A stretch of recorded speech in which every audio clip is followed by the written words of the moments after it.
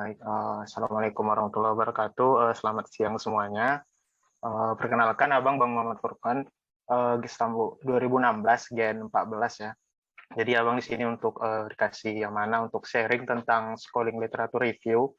Jadi nanti kalau emang ada yang mau bertanya nanti di akhir boleh ya. Ini Gen 14. Sekarang mungkin udah Gen berapa? Gen 18 kali ya. Gen 14, Gen 19 ya. Jadi udah 4 tahun yang lalu lah.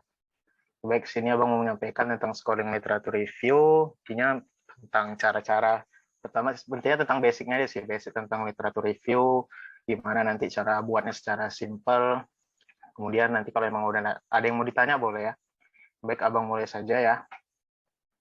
Baik, literatur review sendiri secara definisi itu suatu kajian pustaka yang bersumber dari referensi ilmiah atau hasil penelitian untuk menghasilkan satu tulisan berkenaan dengan satu topik atau isu tertentu. Nah, jadi literatur review ini sebenarnya dia merupakan kajian ya, kajian pustaka. Sumbernya itu dari mana? Biasa dari jurnal, di jurnal penelitian, ataupun jurnal-jurnal review sebelumnya juga bisa kita jadikan literatur review sendiri. Intinya dia akan menghasilkan satu topik atau isu tertentu. Untuk karakteristiknya sendiri, dia ada 4 ya. Yang pertama harus didukung data-data dan fakta. Jadi di literatur itu sendiri kita nggak bisa menyampaikan pendapat pribadi kita sendiri gitu. Kita harus mengambil data dan fakta dari sumber-sumber jurnal. Jadi nanti kita rangkum dengan kalimat kita sendiri, tapi nggak boleh menggunakan opini pribadi kita sendiri gitu. Kemudian harus kreatif dan objektif ya, walaupun misalkan ini kita ambil dari jurnal-jurnal penelitian sebelumnya atau apapun itu kita harus tetap kreatif, harus kalimatnya harus kreatif dan juga harus logis dan juga sistematis. Yang paling penting harus menghasilkan kesimpulan penting. Nah, misalkan literatur review kita ingin mengetahui ya suatu potensi, suatu ekstrak atau herbal gitu kan. Jadi ya, di akhir nanti kita harus tahu apakah dia itu berefek ataupun dia itu ada potensinya nggak untuk menghasilkan terapi terbaru. Itulah intinya untuk secara definisi. Kemudian apa sih tujuan kita untuk buat literatur review itu? Nah, untuk literatur review ini sendiri sebenarnya dia dua ya. Dia itu bisa berdiri sendiri sebagai suatu kajian baru ataupun dia itu bagian dari suatu penelitian. Nah, yang pertama misalkan dia sebagai bagian dari kajian baru. Misalkan ada literatur review sendiri yang khusus untuk membahas misalkan kita mau tahu gitu diabetes gitu dari awal sampai A sampai Z. Nanti itu ada tuh kalau kita cari di sumber di PubMed atau di dimanapun lah sumber-sumber pencarian ada tuh nanti dia membahas review tentang diabetes ataupun review tentang kanker atau review yang lainnya. Jadi itu reviewnya membahas satu tertentu dari A sampai Z. Kemudian dia yang berdiri sebagai proyek penelitian. Jadi kalau misalkan lah kita melakukan suatu penelitian atau yang biasa misalkan kita skripsi. Nah, di skripsi itu kan ada bagian bab kedua ya, bab 2 itu ada namanya tinjauan pustaka. Nah, tinjauan pustaka itu sebenarnya ya literatur review itu gitu. Nah, disitulah nanti yang kita bahas, misalkan topik yang sesuai dengan penelitian kita. Yang biasanya kalau misalkan kayak tutor dia bahas dari definisi sampai terapi gitu. Disitulah nanti di tinjauan pustaka. Gunanya apa sih kalau misalkan kita sudah melakukan penelitian, kemudian di bab 2-nya ada tinjauan pustaka. Nah, tujuannya itu untuk apa? Untuk kita pertama menambah wawasan kan. Tentunya kalau kita melakukan penelitian, kita harus tahu dong untuk wawasan tentang penyakit yang mau kita teliti gitu kan. Kemudian kita tahu juga masalah penelitian yang kita ambil. Kemudian selain itu kita tahu juga teori dan metode yang tepat untuk digunakan dalam penelitian. Jadi dari kita melakukan kajian-kajian literatur di bab kedua itu, kita itu tahu misalkan penelitian sebelumnya itu gimana sih metodenya, gimana siapakah populasi yang dilakukan di penelitian sebelumnya. Jadi kita dapat gambaran kalau penelitian kita itu oke gini nanti metodenya yang penelitian sebelumnya kayak gini caranya, populasi gini. Jadi bisalah kita ambil dapat gambaran lah gitu untuk kita aplikasikan di penelitian kita. Jadi intinya gitu kalau literatur review. Kemudian selanjutnya apa sih basic skill yang perlu kita kuasai kalau misalkan kita melakukan literatur review. Nah, yang pertama itu harus namanya adanya ide yang oke. Jadi yang pertama kita harus tentukan dulu idenya. Nah, kalau dulu itu kalau untuk literatur review sendiri ide-ide itu banyak sebenarnya. Yang ngetren itu biasanya paling sederhana. Paling sederhana itu biasa tentang herbal, tentang ekstrak atau nama ekstrak kan. Kemudian bisa tentang screening penyakit, bisa tentang vaksin. Nah, itu biasa topik yang diambil. Kalau untuk dia bidang diagnosis, biasanya bisa kita ambil, misalkan dia mau cari tentang teknologi yang terbaru untuk diagnosis. Kemudian bisa juga tentang biomarker yang untuk membantu diagnosis. Nah, selain itu kalau untuk dia terapi apa biasanya? Kalau ide terapi itu kita menemukan namanya obat-obatan yang biasanya kita kombinasikan dengan nanopartikel gitu untuk mempermudah dari masuknya obat itu. Itu biasa ide-ide yang dulu sih. Kalau sekarang abang nggak tahu ya, maksudnya sekarang ide yang sering diangkat apa. Tapi kalau dulu itu yang sering yang diambil untuk literatur review sendiri. Kemudian selain kita udah tahu ide, kita harus tahu juga pengetahuan dasar tentang materi yang mau diangkat. Misalkan kita topik misalkan lombanya tentang bidang respi gitu. Kita tentang TB, berarti kita harus tahu dong pengetahuan dasar tentang TB dari definisi sampai terapi gitu. Kita harus tahu lah setidaknya dari definisi patogenesisnya gimana, diagnosisnya gimana, sampai terapinya. Jadi misalkan nanti biasa aja nanti di lomba bisa juga ditanya tentang pengetahuan dasar. Jadi setidaknya kita harus tahu lah minimal untuk pengetahuan dasarnya. Kemudian kita harus tahu update dan isu-isu sekarang apa. Apa misalkan penyakit-penyakit yang sekarang lagi booming, misalkan COVID. Nah, berarti itu jadilah kita untuk update yang terbaru kita lah untuk literatur review kita, misalkan TB atau misalkan yang penyakit-penyakit yang menjadi isu-isu sekarang lah. Intinya sih kalau misalkan mau cari untuk lomba, cari penyakit yang dia, penyakit yang dia tuh diagnosis terapi, misalkan terapinya ada gitu, terapinya ada, tapi dia masih banyak kekurangan gitu. Nah, disitulah kita bergerak nanti gimana sih yang dari terapi yang sekarang yang masih sulit ini, kita cari idenya untuk ide yang lebih baik gitu. Jadi bergeraknya dari situ. Kemudian setelah kita tahu update dan isu-isu sekarang, kita harus juga tahu cara pencarian literatur. Mungkin di schooling sebelumnya kayaknya ada ya, abang tengok schooling tentang pencarian literatur ya. Jadi misalkan kita cari di mesin-mesin pencarian lah, seperti Google Scholar, di Clinical Key, di PubMed. Nah, itu harus tahu lah untuk cara pencarian literatur. Kemudian yang terakhir, kita harus tahu juga tentang metodologi dan analisis statistik penelitian. Ya setidaknya kalau misalkan kita baca jurnal, kita tahu dia metodologi pakai apa, desainnya pakai apa, kemudian hasil penelitiannya setidaknya tahu, yaitu nanti hasilnya bermakna atau enggak gitu. Dari nilai P aja nanti lihatnya kalau misalkan hasil penelitiannya. Ini 5 basic skill yang harus dikuasai kalau misalkan kita mau buat literatur review. Oke, lanjut untuk selanjutnya langkah-langkah menggali ide. Pertama kalau kita misalkan mau buat literatur review pasti bingung ya kan. Idenya gimana sih? Apa ide yang mau kita buat untuk ini literatur review kita? Ada 5 langkah sebenarnya untuk kita mencari cara untuk menggali ide. Yang pertama, kita harus tahu dulu temanya apa. Kita misalkan mau lomba kan, buka aja dulu guideline-nya. Nah, di guideline itu kan ada tema kan, misalkan tema lomba respi. Kita tahu kita tema lomba kita respi, kita tentukan penyakitnya. Penyakit apa sih yang sering? Penyakit apa yang masih menjadi masalah sampai sekarang? Misalkan kita ambil penyakit TB. Nah, kita ambil penyakit TB.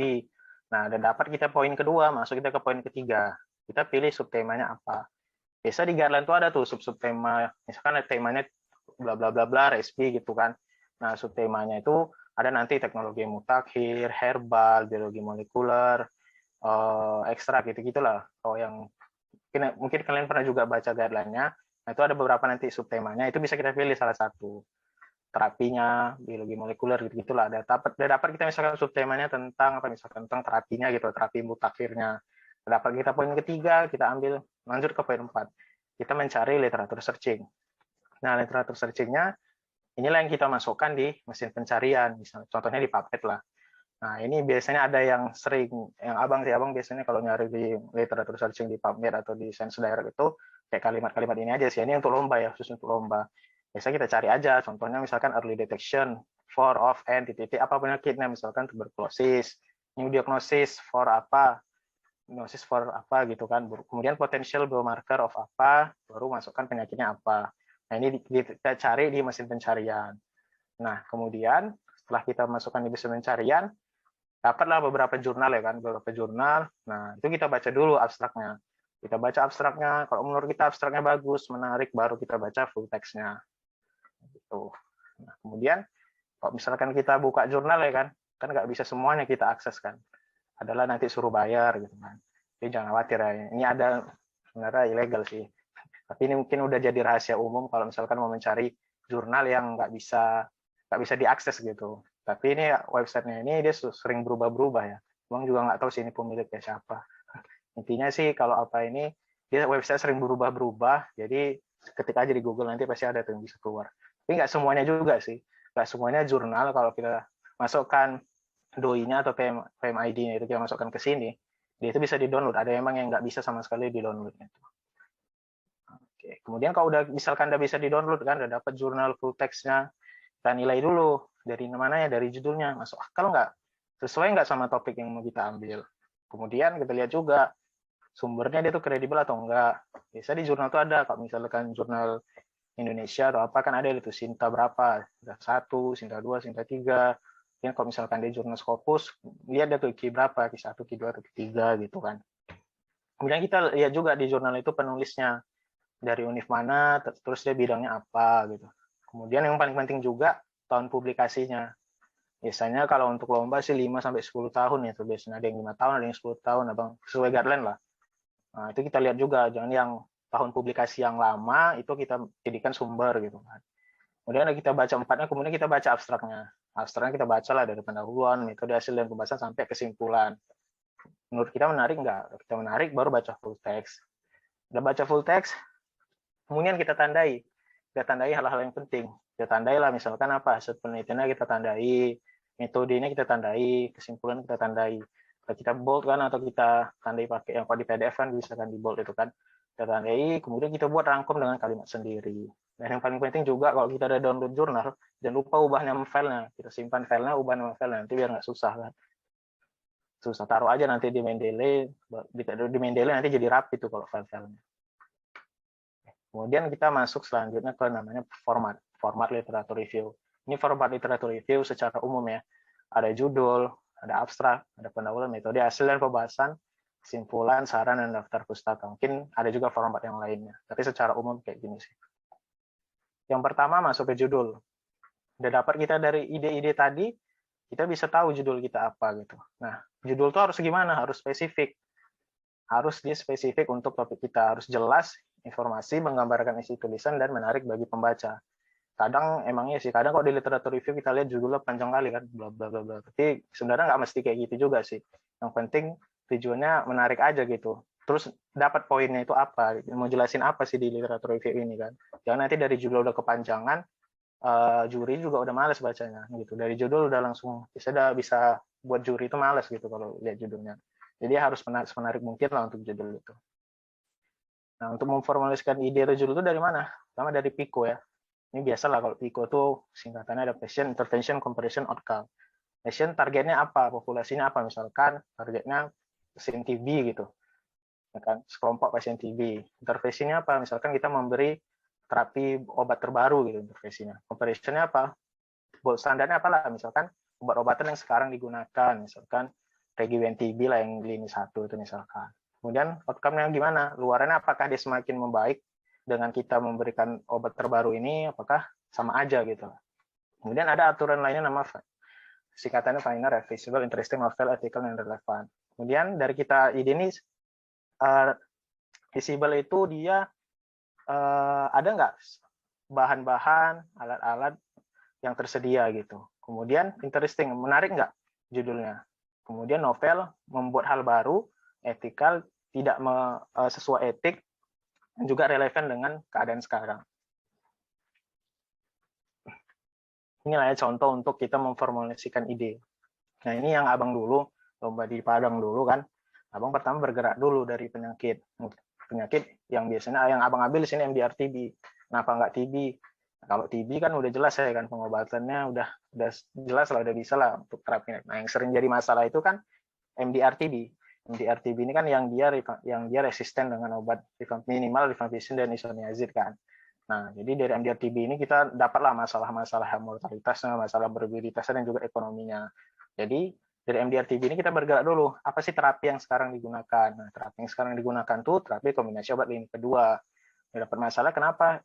Kenapa terapi kombinasi obat lini kedua ini masih menjadi masalah? Karena apa? Karena dia lebih toksik. Efek sampingnya banyak, kurang efektif, sulit diabsorpsi, dan juga biasanya orang kalau ada obat regimen ini mudah lupa ya karena banyak yang dimakan kan gitu.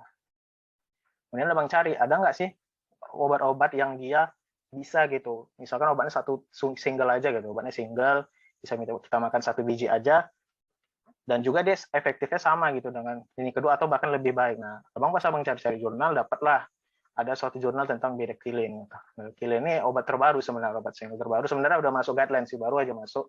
Ini obat-obat bedaquiline ini dia single, bisa dimakan satu biji aja gitu. Cuma obat ini kenapa? Obat ini efek sampingnya masih ada, bisa aritmia jantung orang yang makan. Nah, kemudian abang cari apakah ada misalkan bedaquiline ini ditambahkan dengan suatu nanopartikel yang bisa mengurangi efek samping ini. Rupanya dapat dia jurnal yang membahas tentang nanopartikel ketosan gitu. Nanopartikel ketosan ini apa? Di nanopartikel ini fungsinya dia untuk menghantarkan obat. Jadi dengan adanya nanopartikel ini obat ini bisa nyampe ke targetnya, terus dia bisa mengurangi efek sampingnya gitulah sebenarnya untuk nanopartikel ketosan ini. Kemudian abang dapat juga dia dalam bentuk sediaan inhalasi. Karena sediaan inhalasi ini memberikan efek yang terapi yang maksimal kan. Terapinya bisa 100% lah kalau untuk absorpsinya kalau kita inhalasi. Kemudian kenapa abang tertarik dengan ketosan? Karena ketosan ini mudah dibuat gitu. Dia dari kulit udang gitu. Jadi dari abang dapat jurnal-jurnal tadi itu, dapatlah poin-poinnya. Bedaquiline, nanopartikel ketosan, sama sediaan inhalasi. Jadi dari 3 poin itu bisalah jadi judul. Judulnya itu apa? Fungsi bedaquiline dengan nanopartikel ketosan melalui sediaan inhalasi sebagai terapi terbaru multidrug resistant TB. Itulah secara umum kalau untuk kita buat judulnya gitu. Ini juga ada contoh yang lain. Ini lomba di PIM, misalnya ini tentang kanker payudara, sama lah. Dia terapinya dengan obat-obatan dan juga dengan kemoterapi. Namun kalau misalkan terapi di kanker payudara itu kan masih menjadi masalah juga. Obat-obatannya kan masih belum ada yang betul-betul teruji gitu. Masih banyak lah masalah. Kemoterapi juga masih ada efek-efek samping yang berbahaya gitu kan. Nah, jadi abang nyari ada nggak obat-obatan yang dia lebih mudah gitu, lebih mudah dicari dan lebih mudah. Nah, itu abang dapat namanya daun temurui, atau namanya daun kari gitu. Kalau untuk di kota Aceh. Nah, di daun itu ada namanya kandungan mahanin.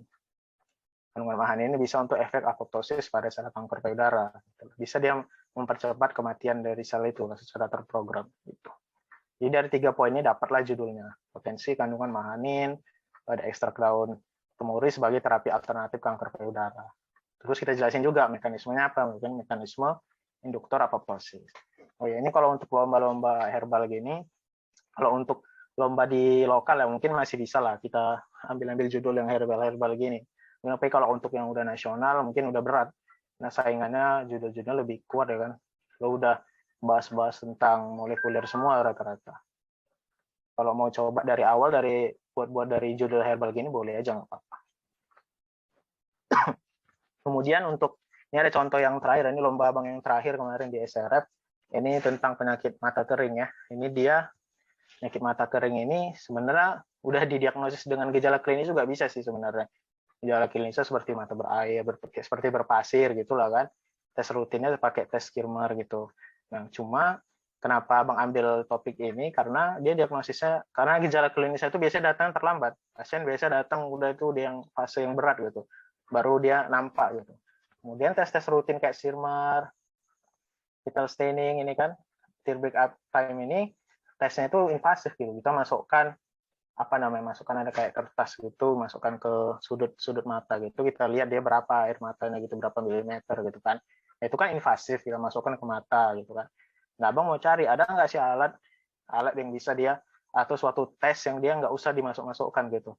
Nah, itu dapatlah namanya alat non invasif, itu namanya kita ambil aja dari air mata. Dari air mata itu kita tampung, nanti kita tes di lab atau apa. Nah, itu kita dapat biomarkernya itu yang bisa menentukan kalau dia ini penyakit mata kering gitulah. Kemudian kelebihannya dia bisa mendiagnosis yang kasus ringan dan sedang juga. Nah, makanya abang tertarik pas itu buat dia jadi judul untuk literature review. Nah, kemudian ini masuk kita ke pendahuluan. Nah, pendahuluan ini apa sih yang dibahas di pendahuluan ini? Pendahuluan ini ada sebenarnya disingkat dari situation, problem, question, and response. Nah, di situation ini pertama kita angkat masalah dulu. Misalkan tentang tadi TB lah, balik ke TB aja. Nah, TB kita jelaskan gimana sih apa masalahnya. Tentu kita jelaskan kan mortalitasnya gimana. Menurut WHO, TB merupakan dengan memiliki angka kematian segini-segini, menyebabkan morbiditas sekian, kemudian mempengaruhi ekonomi dari warga sebesar berapa, gitulah. Kita jelasin aja pakai prevalensi gitu kan. Ada kita dapat mortalitas masalahnya, baru kita masuk ke bagian problem. Kita angkat masalahnya, apa sih sebenarnya masalah dari MDR-TB ini. Nah, di bagian pendahuluan ini kita jelaskan tadi masalah-masalahnya, baru kita masuk apa yang saat ini sudah ada. Nah, fokus abang kan di MDR-TB ini kan di terapi kan, jadi abang lebih utamakan di situ. Jadi abang jelaskan, oh terapi MDR-TB sekarang menggunakan regimen lini kedua gitu. Nah, itu yang sudah ada. Ya, kenapa? Yang sudah ada dengan regimen obat lini kedua. Namun, menjelaskan juga regimen obat lini kedua ini belum mampu menyelesaikan masalah. Kenapa? Karena masih banyak efek sampingnya, masih menyebabkan lupa, masih bersifat toksik, gitulah. Kita jelaskan di bagian masalah. Kemudian sudah kita jelaskan itu, kita jelaskan ada nggak sih solusi terkini yang sudah ada gitu. Ternyata ada namanya obat tadi bedaquiline, gitu kan. Jelaskan obat bedaquiline. Kemudian masuk kita ke pertanyaan utama peneliti gitu. Pertanyaan utama peneliti, bisa nggak sih bedaquiline ini bisa menjadi untuk salah satu terapi yang terbaru untuk MDR-TB. Nah, dan nanti di bagian akhir dari pendahuluan, kita jelaskan ide kita secara spesifik. Nah, Bang jelaskanlah, pada literatur review ini kami menggunakan bedaquiline dengan kadar nanopartikel kitosan yang bertujuan untuk meningkatkan efektivitas dari bedaquiline sendiri. Nah, itulah intinya nanti di bagian akhir pendahuluan. Kemudian udah masuk pendahuluan, baru kita masuk ke metode. Nah, bagian metode ini sebenarnya ada yang dia lomba yang dia buat metodenya, ada enggak kalau untuk literatur review ya. Itu biasanya ada sih. Nah, metode penulisan itu apa yang harus kita cantumkan di literatur review kita? Pertama harus kita jelaskan sumber referensinya dapat dari mana, kata kunci sama strategi pencarian. Nah, sumber referensi dari mana? Biasanya yang sering-sering itu dari PubMed, dari Science Direct, dari Google Scholar. Yang sering sih, ya, Clinical Key juga bisa juga dari buku-buku ini kan. Yang biasa sering abang biasanya ini sih yang biasanya PubMed sama Science Direct ini lah yang paling jurnal-jurnal yang paling enak dibaca sih, paling terbaru juga gitu. Kalau Google Scholar ini enak juga sih, cuma terlalu apa ya, terlalu banyak gitu maksudnya. Terus kita jurnalnya itu acak gitu, nggak tahu kita mana yang bagus mana yang enggak gitu. Cantum semua di Google Scholar. Tapi kalau untuk skripsi boleh lah, enak dari Google Scholar. Tapi kalau untuk lomba, bang sarankan sih nggak PubMed Science Direct 2 ini lah yang enak. Clinical Key ini juga boleh kan? Kan kalau nggak salah di FKUSU sendiri gratis ya, kalau nggak salah. Ini pun boleh, enak kalau untuk, terutama biasanya enak kalau untuk nyari penyakit sih, penyakit yang bahas review dari A sampai Z, biasa Clinical Key-nya yang enak lah. Bisa di-download juga kalau kita dapat aksesnya. Nah, kemudian setelah kita tahu, kita cantumkan sumber referensi, strategi pencarian sama kata kuncinya. Nah, ginilah, kayak mana cara strategi pencarian. Nah, kita gunakan fitur advanced search dan juga Boolean phrase. Ini mungkin kemarin udah dijelasin juga kali ya. Nah, ini biasa keywordnya.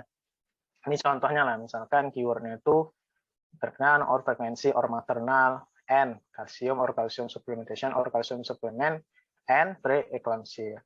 Nah, ini kita buat di bagian PubMed itu, di bagian search-nya itu. Nah, setelah kita cari, nanti keluarlah beberapa jurnal kan.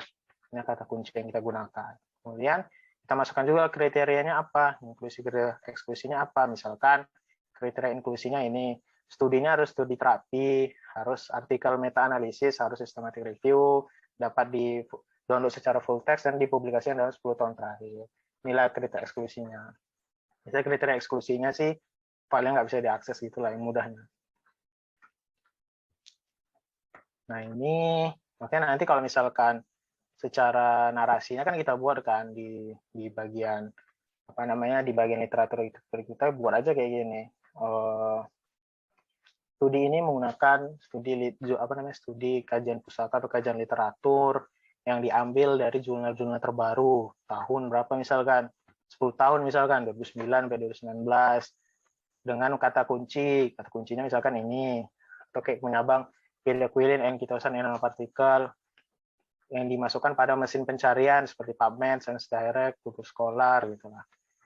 Dengan kriteria inklusinya, disebutkan apa kriteria inklusinya, apa kriteria eksklusinya. Nah, setelah kita buat kayak gitu, baru kita lihat berapa sih jurnal yang kita ambil gitu. Ini sebenarnya ada bagannya, bisa dicantumkan juga sih di literatur review juga.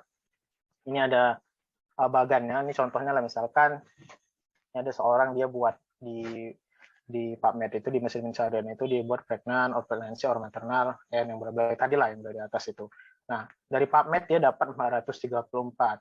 Dari Cochrane dia dapat 4. Sensodyne dapat 20. Dari EBSCO dia dapat 23. Kemudian tadi kriteria inklusi kita apa? Nah, studinya itu harus meta-analisis. Harus studi systematic review, studi RCT harus dalam bahasa Inggris, full text, dan juga dipublikasikan dalam 10 tahun terakhir. Dari kriteria inklusi ini kita dari 400 sisa 13.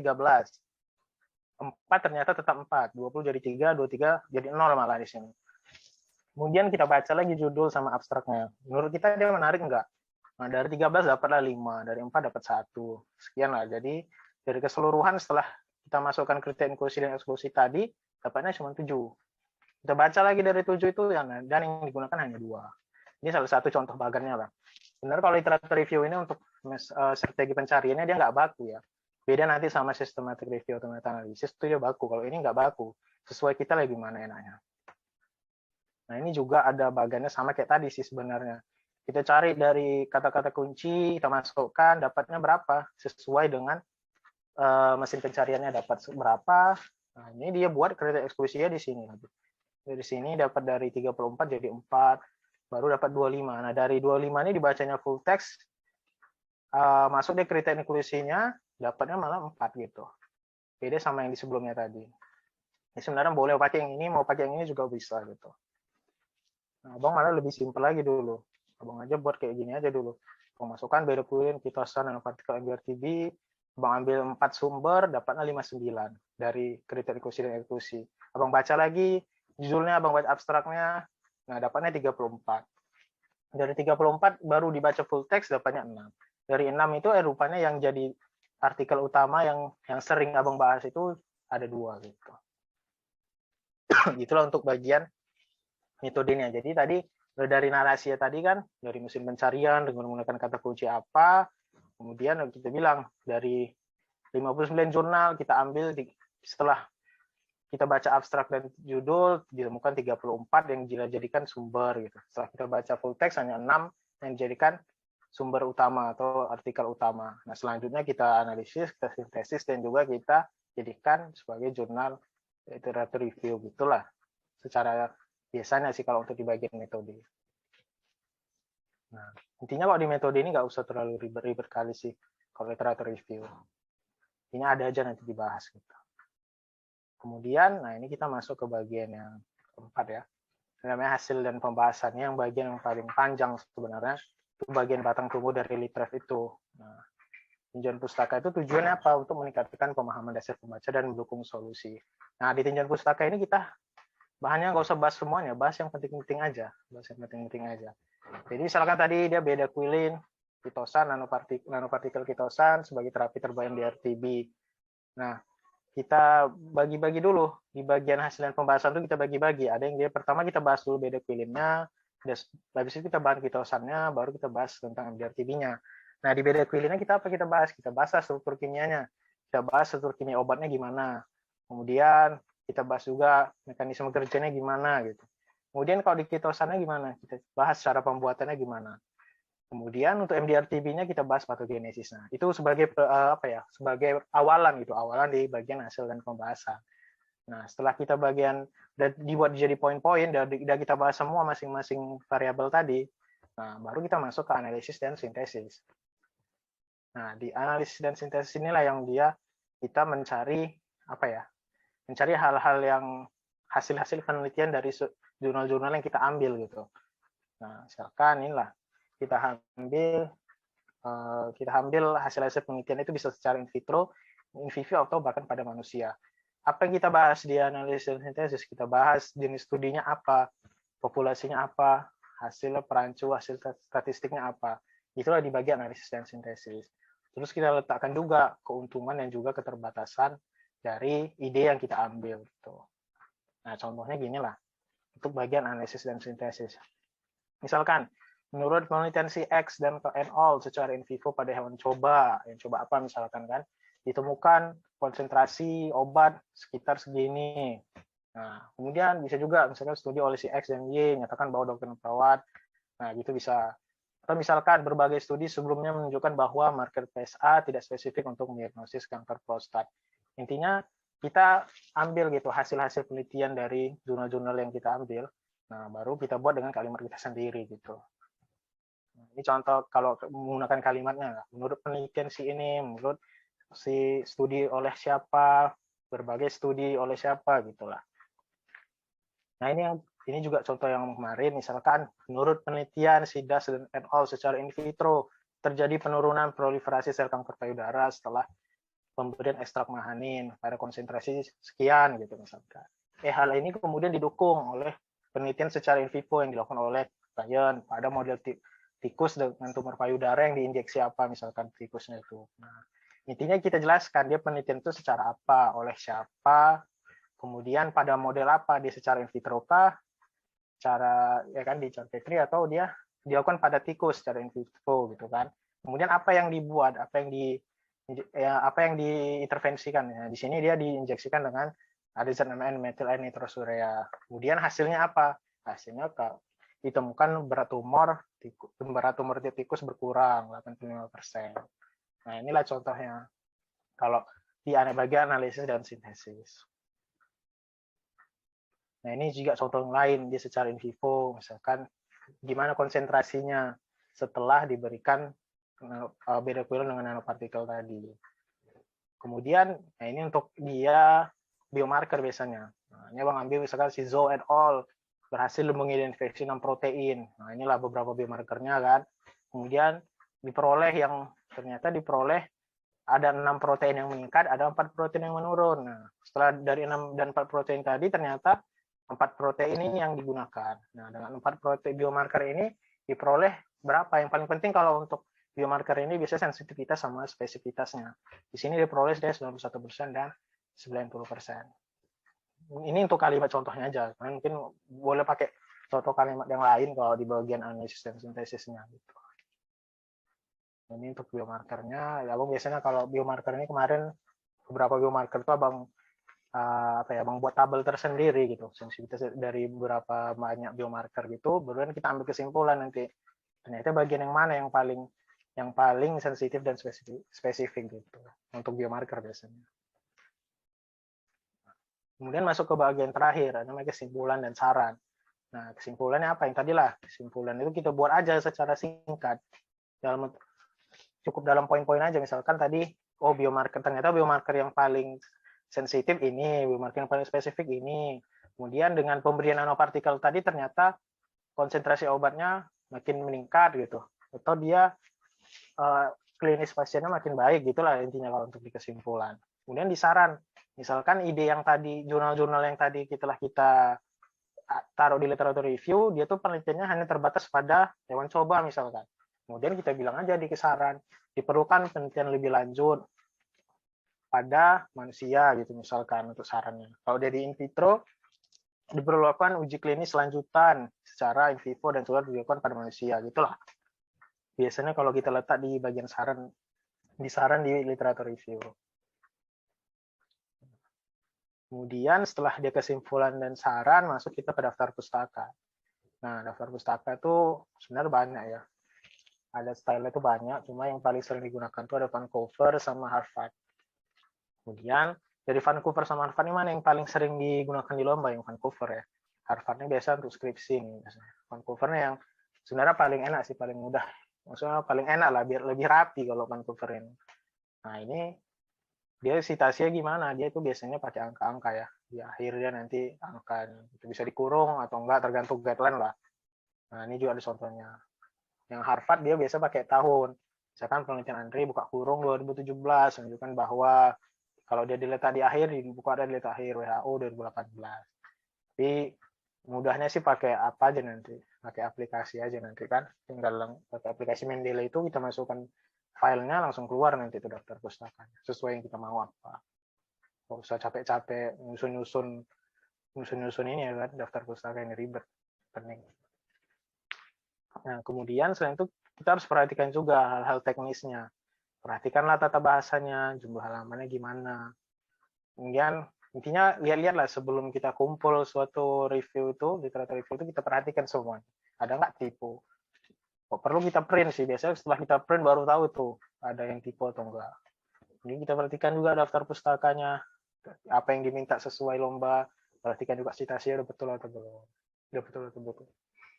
Nah, kemudian apa tools untuk menulis litref? Nah, ini 3 ini nggak perlu ya, ini biasa untuk poster kan, atau bisa untuk video edukasi kan. Nah, paling simple, paling mudah bahannya itu ya untuk litref ini. Cuma butuh kita Microsoft Word sama Mendeley, sama ini opsional lah, kalau ada yang mau bagi waktu bisa pakai Google Calendar ini. Sebenarnya dua aja, Microsoft Word atau Mendeley, ini udah cukup untuk kita bisa buat litref. Beda nanti kalau kita buat Systref ya, systematic review, nanti ada systematic review dan meta analisis. Nah, itu nanti ada aplikasi tambahannya lagi. Mungkin nggak dibahas di sini lah, Abang juga dulu belum sempat buat meta analisis. Nanti dia ada namanya nanti aplikasi review manager gitu untuk buat meta analisis. Tapi kalau untuk litref itu udah buat aja dari Microsoft Word sama Mendeley, itu udah cukup. Udah cukup untuk kita buat litref. Mendeley ini ada banyak penggantinya juga kan, yang lain kan, bisa EndNote, bisa Zotero. Tergantung yang suka kalian lah, yang mana yang mudah menurut kalian, coba aja satu-satu. Ya, abang suka pakai Mendeley sih. Nah, kemudian apa sih kesalahan umum yang biasanya ditemukan kalau kita buat litref itu apa? Nah, typo dan kesalahan tata bahasa. Ini pasti ada aja tuh typo, mungkin nggak ditemukan. Kemudian tidak mensitasi sesuai kaidah, diminta citasinya pakai Vancouver, buat apa gitu kan. Asal mereview referensi namun tidak ada sinkronisasi. Nah, ini tadi aku bilang, kita boleh ambil penelitian itu, kemudian kita buat lagi dengan kalimat kita sendiri gitu. Jangan kita kopas gitu. Apalagi kalau misalkan ini jurnalnya Indonesia gitu kan. Nanti kena plagiat pula, kita kopas, langsung kita ambil gitu kan. Dicek sama orang sana, plagiarismenya terdeteksi berapa persen pula kan, di atas 50% pula. Nah, langsunglah gugur kan karya kita. Kalau misalkan untuk jurnal Inggris biasanya nggak apa-apa sih kita translate, biasanya nggak terdetek kalau itu plagiat. Oleh Indonesia, kalau mau kita ambil, kita parafrase aja kalimatnya. Dia yang kalimat aktif, kita buat jadi kalimat pasif gitu. Terus baliknya, gitulah. Nah, kemudian pendahuluan dan tinjauan pustaka yang terlalu panjang. Jangan panjang-panjang kali sih. Jadi kebiasaan juga ya kan, kalau kita buat review biasa panjang itu. Tapi nggak usah terlalu panjang, penting nyampe poin-poinnya apa yang dibahas. Pembahasan yang tidak membahas, udah bahas kemana-mana, tapi poinnya nggak jelas, gitu kan. Asal mention hasil penelitian, ambilnya dari abstrak aja. Rupanya ada hal yang penting lagi di bagian hasil penelitian itu. Makanya itulah pentingnya kita membaca jurnal itu secara full text, gitu. Biar kita tahu kesalahan, biar kita tahu keseluruhan dari jurnal itu. Nah, kemudian tips yang paling penting untuk kita buat literatur review itu apa? Nah, pertama kita bentuk tim yang bisa berbagi tugas. Nah, biasanya literatur review itu kan 3 orang satu kelompok. Nah, cari aja anggotanya. Jadi kalau tiga anggota itu dia ada masing-masing itu tugasnya. Ada yang dia tugasnya mencari ide, mencari jurnal gitu kan. Kemudian ada tugas yang dia merapikan gitu. Tugas yang dia merapikan literatur review kita. Nah, ada yang tugasnya dia misalkan dia ada litref fosil kan, gabung dengan poster ilmiah. Nah, dia tugasnya buat poster. Nah, gitu sih. Biasanya abang dulu bagi tugas gitu. Ada yang satu orang mencari ide, mencari jurnal-jurnal. Ada yang tugasnya merapikan. Dia yang membuat dokumen itu jadi satu gitu, jadi karya. Ada yang satu dia buat bagian untuk desain gitu. Jadi 3 orang tuh dapat gitu tugas masing-masing. Iya, masing-masing juga boleh gitu untuk berbagi idenya gitulah. Jadi misalkan dia yang buat jurnal, dia yang bagian desain, dia dapat juga jurnal baru boleh dia kasih ke yang bagian jurnal tadi. Itu sih biasa tipnya itu. Kemudian cari pembimbing. Nah, ini penting juga ya. Cari aja pembimbing yang bisa mengkoreksi gitu. Jadi kita udah buat literatur review kita kasih aja ke pembimbing, Dok. Mana yang masih kurang gitu. Cari aja. Misalkan skore kan ada juga kan. Pembimbing apanya kan. Nah, itu biasanya dokter-dokter itu mau kok dijadikan pembimbing. Cari aja pembimbingnya, bisa dokter Iwan itu boleh mau, dokter Putri gitu tuh mau tuh biasanya. Kemudian kita minta saran pembimbing dan teman, mana yang masih kurang, mana yang menurut kalian masih ada tipe-tipe, minta aja baca, coba minta orang itu baca gitu. Ini semakin detail semakin baik. Kemudian tonjolkan keunggulannya, literatur review kita, keunggulannya apa kita bahas keunggulannya apa. Terus kalau misalkan masih ada kekurangan, Nah, itu kita bilang juga di literatur review, jangan kita hanya menunjukkan keunggulan aja, kita bahas juga kekurangannya apa dari review kita gitu. Kalau khusus literatur terapi, kita jelaskanlah cara aplikasinya gimana, dosisnya gimana, kita bahas juga farmakokinetik dan juga farmakodinamiknya. Kemudian yang selanjutnya yang perlu juga dikuasai itu pembuatan systematic review ya. Nah, ini abang jumpa dulu, abang udah di akhir-akhir lomba dulu, banyak orang yang buat systematic review gitu. Abang juga bingung sih. Karena judul lombanya itu literatur review, tapi orang tuh buat systematic review kan. Abang juga nggak ngerti siapa boleh atau enggak. Tapi orang itu pula yang menang kan. Ya pasti gimana ya. Itu kan udah beda metode gitu, udah beda metode sama literatur review. Jadi kemungkinan untuk menang itu pasti cukup tinggi gitu. Cuma ya, karena udah di akhir-akhir abang nggak sempat lagi mau buat systematic review dulu. Kan nanti selanjutnya kalian kalau misalkan udah sering buat literatur review, pelajari aja cara buat systematic review dan juga buat meta analisis. Karena abang yakin nanti pasti berguna sih untuk berbuat ini. Kemudian nanti lomba-lombanya pasti sering menang kalau kita dapat buat ini. Itu orang Bang Razi itu kan, Bang Novel itu udah sering buat itu. Nah, terus kan ada dia yang lomba, dia juga disuruh buat poster ilmiah kan. Nah, ini yang tugas si kawan tuh tadi satu orang yang buat desain. Ini contohnya lah Bang buat dulu poster ilmiahnya. Ya, ini yang di Jakarta, yang di ini kemarin SR terakhir. Nah, mungkin sekian untuk penjelasan abang literatur review. Kalau misalkan ada yang bertanya, mungkin persilahkan.